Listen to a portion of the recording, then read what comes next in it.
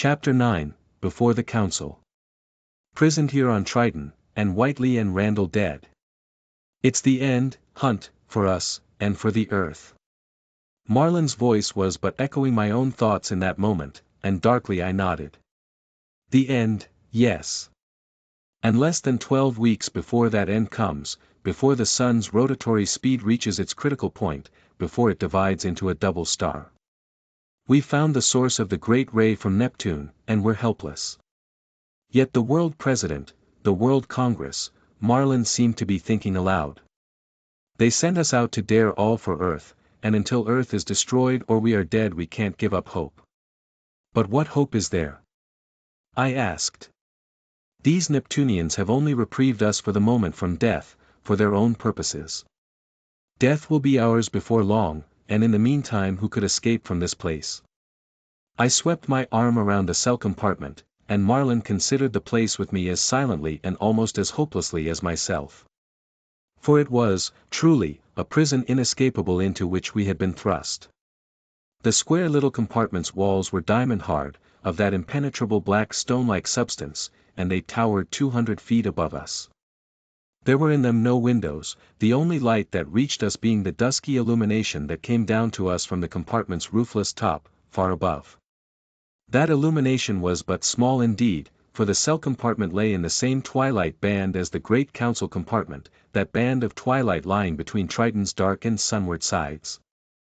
By it we could see, however, that the black walls about us were quite vertical and smooth, and that the only break in them was that of the low door opening, closed now by the smooth, black slab across it.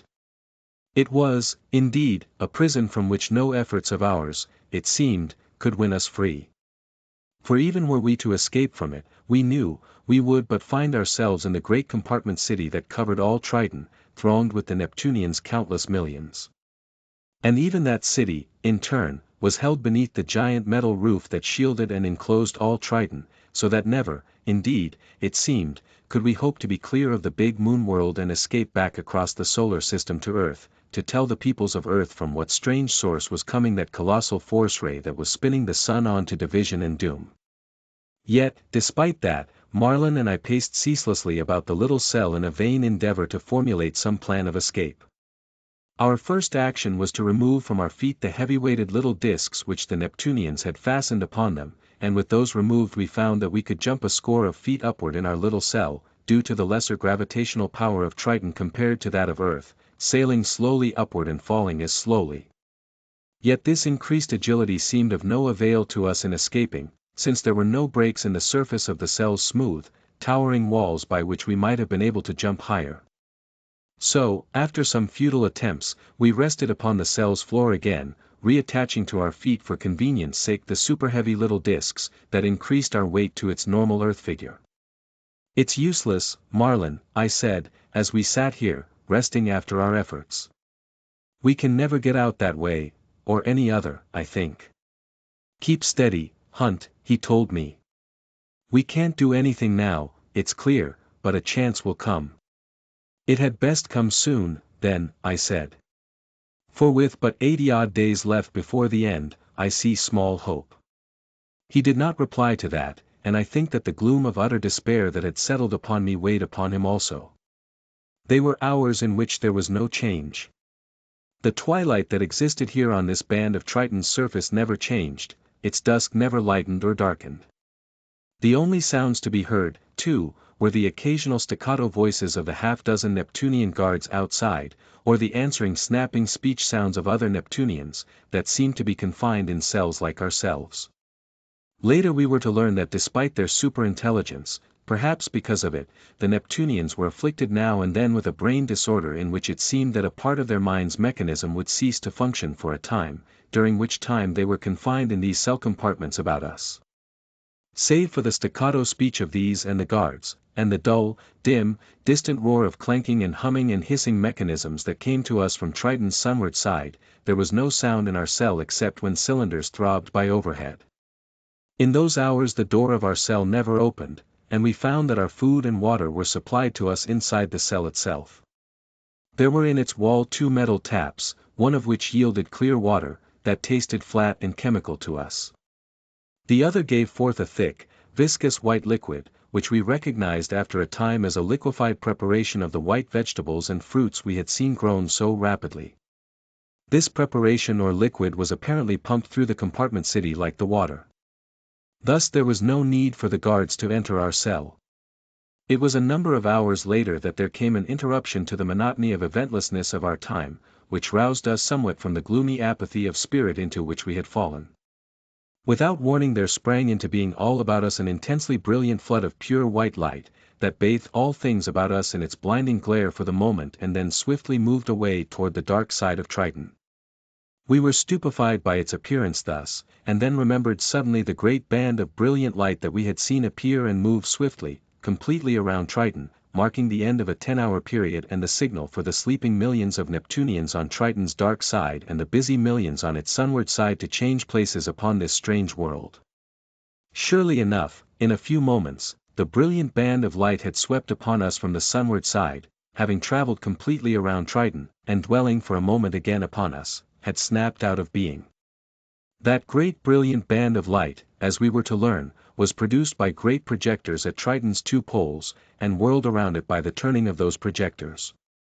Now as its brilliant signal swept around the big moon world, we could hear the countless hordes of the Neptunians shifting from dark side to sunward, and from sunlit side to dark, while overhead there throbbed and shot this way and that innumerable cylinders.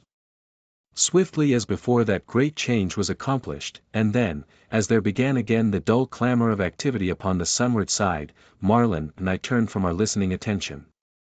But at that moment we heard a staccato rattle of speech outside our door, and an instant later the great black slab of that door slid sharply upward and 3 Neptunians moved inside the cell. The foremost one of these bore on the metal armor of his great green disc body a crimson circle that marked him as one of the Neptunian officials. The other 2 were apparently guards brought in as a precautionary measure, their force-ray tubes unsheathed and leveled unhesitatingly upon us. The Neptunian official carried in his grasp a small octagonal object or mechanism with a simple button control, which we gazed at curiously. He touched the button control of it, and there sounded from it a series of swift, sharp snaps of sound exactly like those of the Neptunian staccato speech. Then, speaking aloud himself, he motioned from himself to us, and then to the mechanism. It was Marlin who first understood his purpose. "The Neptunian language," he exclaimed. "This one has come to teach it to us, to make it possible for them to communicate with us." "But the mechanism?" I said. "What is its purpose?" Marlin stared at it a moment, then reached forth and touched its round button control, bringing from the mechanism an irregular succession of snaps of sound. "It's for us," he said suddenly. "They know that with our different bodies we can't make the sharp, snapping sounds that are their speech, so have brought this mechanism to us to serve us as an artificial voice." The Neptunian official, as though he had understood us, motioned again to the mechanism and then from himself to us, at the same time uttering a few speech sounds as though in explanation. It was plain, indeed, that his object was to teach us the strange Neptunian speech. Pointing to himself, and to the 2 guards, he uttered a succession of 5 sound snaps, irregularly spaced, over and over again, until it was evident that they represented the name of the Neptunian races. Then Marlin and I attempted with the little speaking mechanism to reproduce those 5 snaps of sound, and after experimenting for a time with the mechanism's button control we succeeded. That done, the Neptunian pointed to us and uttered another short succession of sounds, another word, which we then learned to utter on the mechanism also. Thus, for hour upon hour, the Neptunian continued with us, teaching us word after word, in their strange staccato language. That language, we found, seemed very much like a communication code of dots and dashes, all its sounds or sound snaps being of the same pitch, there being no raising or lowering of the voice, while for each word there was a certain combination of the sharp sounds. Quickly, too, after a time, we began to understand and learn that strange language, and though never could our own vocal apparatus have produced the clacking bursts of sharp sound which were their speech sounds, we learned to manipulate easily the little mechanism that spoke to them for us. Hour followed hour and day followed day, until we became so proficient in the knowledge and expression of their words as to be able to communicate effectively, though haltingly, with the great disc-bodied Neptunian who was teaching us. Yet we found that ability served us nothing. For though we plied the Neptunian with innumerable questions concerning the great mysteries that we had come through and that lay about us, he would answer nothing. What great chain of events had it been that had made of mighty Neptune's colossal compartment city a silent desert of death, and that had sent all the Neptunians crowding upon Triton? What was their purpose in directing their mighty force ray toward the sun, turning the sun ever faster to accomplish its division into a double star? Why, too, had they sent a second great force ray out in an opposite direction from the first, passing out into the vast void of interstellar space? These questions we put many times to the great Neptunian who taught us, but the big, green-bodied disk monster simply contemplated us as though unhearingly with his bulging, glassy eyes, and went on with the teaching of their strange speech. So days followed days while we slowly progressed in our learning of the Neptunian speech, days in which the despair that had gathered in our hearts grew darker and darker. For at last, when more than a score of Earth days had passed, we realized that all was hopeless indeed, that even had we chanced to escape, even had we still our space flyer that had been destroyed with Whiteley and Randall, we would hardly have time enough to return from Neptune to Earth and bring back the fleet of space flyers that were being prepared on Earth. Not much more than 100 days, indeed, remained before that last day that would see the sun splitting at last to engulf almost all its planets, for with each day, we knew, the giant force ray of the Neptunians emanating from Triton was turning the sun faster and faster. Twice, indeed, I almost made a wild attempt to overcome our Neptunian teacher and guards, but was held back by Marlin, who knew as well as I that instant death only could result from such an attempt. And as those days passed, as with each 10 hours the great band of light went around Triton and the millions of Neptunians on dark and sunward sides interchanged, I came to look on death as a release from the agony of suspense and torture in which we were. I think that not much longer could either Marlin or I have endured the terrible torture of that imprisonment, when there came at last a break to it, on the 22nd day of our captivity. On that day, as we waited in the unchanging twilight for the coming of our Neptunian teacher and his 2 guards, we were astonished when the door slid up to find facing us outside a different Neptunian official, of the same insignia of the Crimson Circle, with 4 guards behind him instead of 2. He did not speak to us, but motioned us silently to move outside, and as we did so he gestured to Marlin to take with us the small speech mechanism by which we were able to converse with the Neptunians. Then, guarded closely before and behind, our attempted escape in the cylinder having kept the Neptunians extremely watchful of us ever since, we were marched out of the long oblong compartment of the cells and across others toward the great circular council compartment. Into it we were marched, and found that, as before, there sat around the great ring table the 30 silent members of the council, the great metal globe still on its pedestal at their center. They did not turn toward us as we entered and halted beside them, but the great globe did, turning first the single gleaming eye upon us by means of which, we knew, all the massed minds of the 30 members of the council were receiving a visual impression of us. Then the globe turned swiftly so that its speech opening faced us, and it spoke to us, spoke as the assembled minds of the 30, with all emotions removed and with all thought synthesized by its mechanism. "You are the 2 creatures captured upon our world," it asked. "And you have been taught our language as we ordered?" Marlin pressed the button of the little mechanism in his grasp, speaking back in the same snapping speech sounds by means of it. "We are those 2, he said simply. The globe was silent a moment, then spoke on, the 30 whose minds spoke through it never turning. "When you 2 were captured upon our great world, others, no doubt like you, were discovered in a space vehicle which, it was apparent, was operated by the same principle of force rays which we of Neptune, it was their own word equivalent for the name of the planet, have long used in our own space vehicles, and in other ways. That vehicle and those inside it, it has been reported to us, were destroyed by those who discovered it, but we desire to know from whence it and you 2 came, and in what way you were able to reproduce the force rays which we of Neptune have long used. From the structure of your bodies it is apparent that you come from a small planet, in all probability the 2nd or 3rd of the sun's worlds. But from which, and why, have you come here?" Marlin did not answer for some moments, then spoke back through the little mechanism he held. "It is from the sun's 3rd world, indeed, that we have come," he said. "And we have come here, have plunged out through the void to this, the sun's outermost world, to find out why you of Neptune are loosing doom on the solar system with that great force ray of yours that spins the sun ever faster, and to use all our power to halt that doom. In that tense moment a thrill of irrepressible pride shot through me, even in the dark peril in which we stood, at Marlin's words. For they were not his alone, they were the words of Earth, the words of Earth and all its races to Neptune and all its hordes.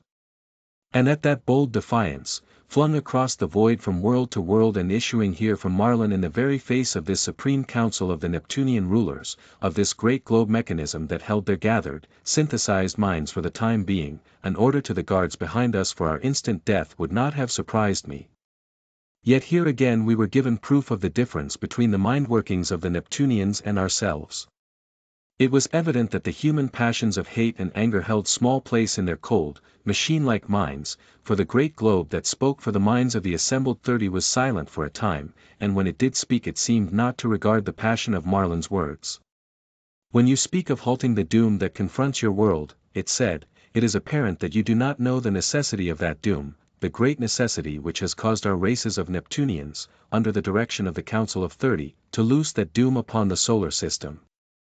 Learn now, therefore, that it is to save our own world, our own races, that we are loosing this death upon the sun's other worlds and peoples.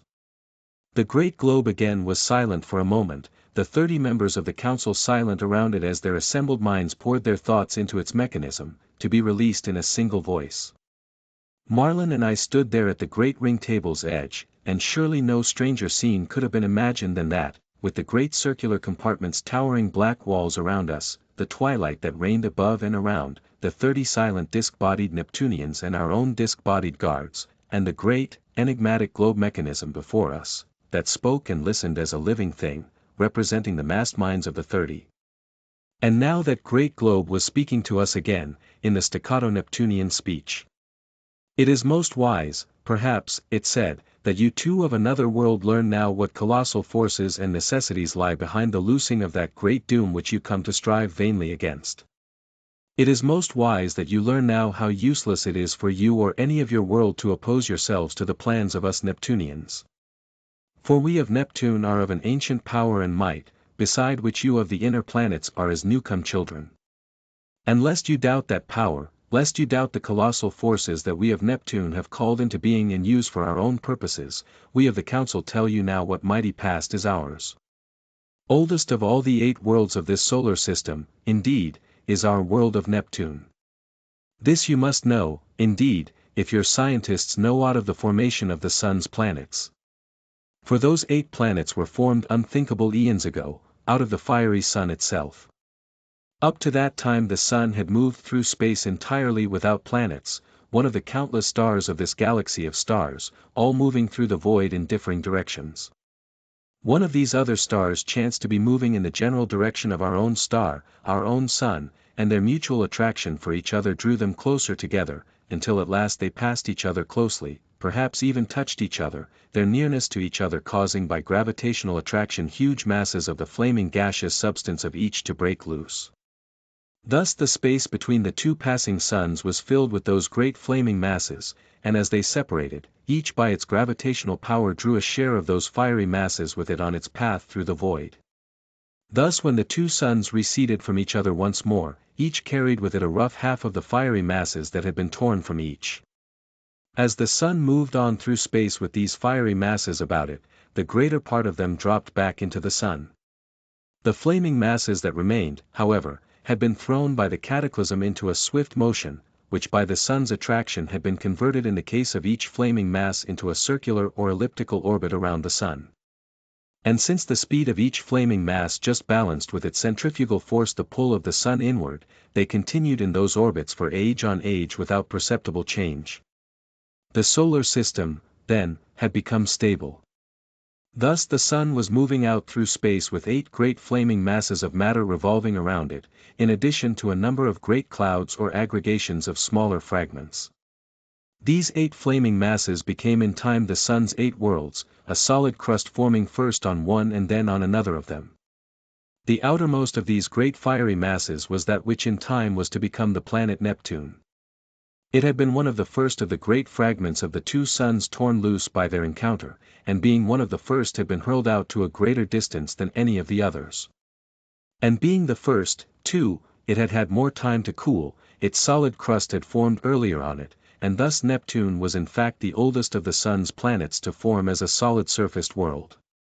Neptune, too, is composed of much lighter materials than the denser inner planets, and the reason for that is, that it was the lighter matter of the two suns that had naturally been sent flying forth from them in their encounter, and thus the outer planets, the four great outer worlds, being of the sun's lighter matter, are all much less in density than the four smaller inner worlds, which were thrown forth later from the sun's heavier matter, and thus in smaller masses. So out of the great irregular-shaped outermost mass of flaming gases had been formed the great planet Neptune and its smaller moon of Triton. And as Neptune's surface solidified, as the great masses of water vapor and air that made up its dense and immense atmosphere ensheathed it, it became a habitable world, one fit for life and the continuation of life. For though small heat came to distant Neptune across the great void of almost 3 billion miles that separated it from the sun giving it indeed a heat hardly perceptible, yet there was heat enough for the great world in its own fiery interior. For so great in size was Neptune that, though a solid crust had formed upon it, there still lay beneath that crust the vast raging fires of its interior, and those fires' heat was so great that they kept the surface of Neptune and the dense atmosphere above that surface warmed constantly. And Triton had an atmosphere also and interior warming fires. Thus great Neptune, though farthest of all planets from the sun, became habitable the earliest of all. And since, wherever a world is found on which life is possible, life sooner or later will arise, so it arose on Neptune. Race upon race of living creatures rose upon it, and race after race vanished, annihilated by changing conditions on its surface which they could not withstand. It was not until we disk-bodied Neptunians evolved upon the great world's surface, indeed, that there came a permanent form of life upon it. For we, whose disk bodies owed their squat, flat shapes to the gravitational power of Neptune, so much greater than that of your inner worlds, had in larger measure that spark of intelligence which the other creatures had lacked. And with that gleam of mind, of intelligence, we were able to withstand the changing conditions on Neptune's surface by adapting ourselves to those conditions, growing ever in numbers and spreading out over our world's surface, until at last we swarmed in millions upon it and were rising into greater and greater comprehension of the universe about us, into greater and greater intelligence and power. Great buildings we built upon Neptune's surface, and deep we tunneled below its surface, also. Through breaks in the great cloud screen about our world we looked forth and saw with our instruments the other planets that moved about our sun, and looked forth also into space and saw the hosts of other suns that moved at vast distances from our own. Our eyes were accustomed to the dim Neptunian day, our bodies to its great gravitational power, and it was our home world. Yet by this time so vast had become our numbers that millions of us were crowded too closely together, and desired to migrate to Triton, our moon, and settle there. And though we had never yet been able to sally forth from the surface of our own great world of Neptune, we found the way to do so then. That way was given to us by the discovery by our scientists of a new force vibration, one that lay in wavelength between the light vibrations and the higher electrical vibrations. This force vibration, they found, exerted a definite pressure or force upon any object struck by its waves, just as the light rays themselves exert a definite, though far smaller, pressure upon whatever matter they strike. With this new force ray, therefore, we planned to propel vehicles through space, and we constructed great cylindrical vehicles which were to hurtle out into space by generating inside them a great force ray which would be shot back against a world and thus propel them by repulsion away from that world. These cylinders were made and tested, and since they worked perfectly, we constructed many of them, enough to take out all the millions of our surplus population to Triton. And so in those cylinders those millions of Neptunians went hurtling out to Triton. They found, as our observations had shown us, that Triton had a good atmosphere, and that it was swarming already with many forms of life, some of them unutterably grotesque, and none of more than the lowest intelligence. Using weapons of concentrated force rays, which clove through all they touched, our millions of Neptunians proceeded to annihilate all life upon Triton, and with that accomplished, proceeded to build for themselves structures and cities like those on Neptune. They found that Triton was a perfectly habitable world for them save for two considerations. One of these was the lesser gravitational power of it, which made it extremely inconvenient for them to move on it with their Neptunian muscles. They solved this problem by attaching to their limbs small and unobtrusive disks of an extremely heavy metal which we could make by the artificial massing of atom protons without electrons. These disks increased their weight to such a point that they could move as freely and conveniently on Triton as on Neptune. The other problem facing them on Triton was the fact that it turned one face always toward the sun. Its rotation on its axis, indeed, was of just enough speed to counteract its revolution around Neptune and Neptune's own revolution around the sum total of its movements resulting in this keeping of one side always toward the sun, with that side always palely lit by the sun and the other always in darkness. Even when Triton was behind Neptune, invisible perhaps from your own world by reason of the edge of Neptune's great atmosphere projecting up to hide it somewhat, Triton's orbit was so slanted or inclined toward the plane of the solar system that the sun was always in sight of its sunward side, though dimmed a little when the edge of Neptune's atmosphere was between them. The Neptunians who had gone to Triton were accustomed to Neptune's alternating day and night, of approximately 10 hours each, and so they solved the problem by living upon the sunlit side of Triton for 10 hours, for a day, and then passing to the dark side for 10 hours of night. Thus they had conquered all the inconveniences that had faced them in settling upon Triton, and so upon Triton as upon Neptune were Neptunians and their cities. The civilization of both Neptune and its circling moon seemed secure and unchangeable, indeed, a civilization that existed upon our world and its moon when all the other planets of the solar system held only the lowest forms of life, if life they held at all. Easily could we of Neptune have ventured into the sun's other worlds had we wished, in our space cylinders, but we had no desire to do so, having learned all that we wanted of those worlds by observation with our instruments, and being content to remain safe upon our great world of Neptune and smaller moon world of Triton. And safe we remained there, for ages, yet, during all those ages, there was coming closer toward us a great crisis which we had long before foreseen, yet which we had considered so remote a peril as to give it no attention. But now that peril had become close, and great. And it was none other than the extinction of all life on both Neptune and Triton that faced us, due to their steady cooling. For all worlds, however fiery their interior cool in time and die. And steadily, surely, the interior fires of both Neptune and its moon had been cooling and the substance solidifying.